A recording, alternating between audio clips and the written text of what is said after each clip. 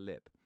The ferns behind her made it look as if she had just walked in from the woods, but Anne always looked like she'd seen the world.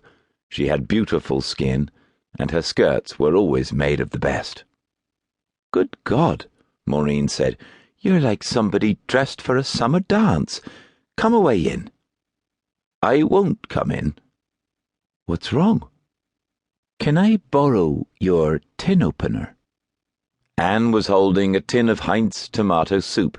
It didn't do to argue with her at a time like this, so Maureen went off to find her slippers.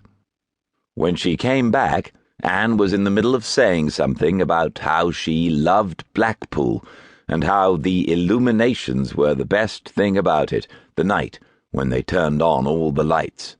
She wanted to see it again. She put her arms across her chest and tapped rapidly at her own shoulder. Maureen had seen that before. "Come on, then," she said. Anne's flat was like a palace. Maureen loved the story it told, not that she knew it, but a person with taste always has a story. Once they were inside, Anne walked to the microwave and turned round. "The rabbit wants his dinner," she said. "He's not had a thing all day." "Who?" "The rabbit." Anne nodded towards the breakfast bar.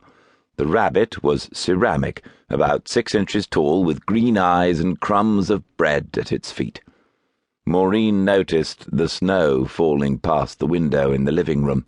The rabbit looked creepy. "Now, Anne," she said, "we need to make sure we're not telling stories." "I know it's daft," Anne said, "but it's okay. He's only sitting and it's cold outside." "But, Anne—" "He's awful hungry." Anne's mind opened onto itself. She thought of water for a second, and the warm baths she used to draw. Children don't like it too warm, the same as a photographic solution, in fact. 125 degrees Fahrenheit. That's what you want. Let the chemicals dissolve in the listed order, and make sure it's not too hot, or the solution can't take it, and the image will be blurred. Maureen looked into the rabbit's eyes. "This is his favourite," Anne said. "Soup is all he ever wants for his dinner." Then she wiped the tin with a damp cloth and handed it to Maureen. "Some of these things have a ring you can pull, but this one doesn't for some reason." Blackpool. In a photograph pinned above the kettle, the face of George Formby was peeking round a door. "Turned out nice again," it said in ink under his name, a curly signature. He was smiling for the whole of Britain.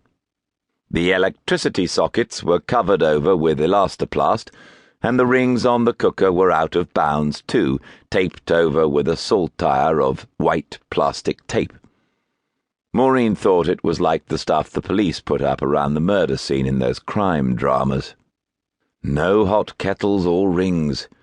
It was Jackie, the warden's decision, and it was made, Maureen knew, in consultation with social services.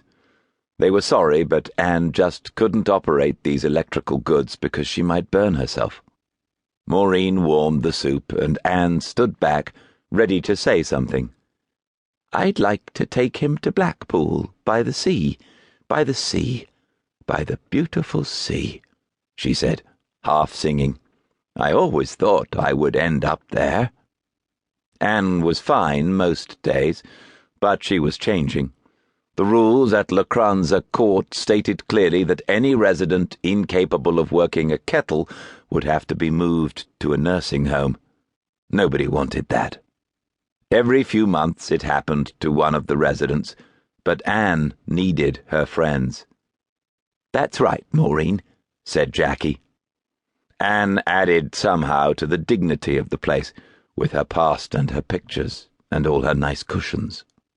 So the warden was in cahoots with Maureen, at 68 the youngest resident in the complex. They pretended it was still fine for Anne to be in the flat by herself, but she wasn't able to use the kitchen.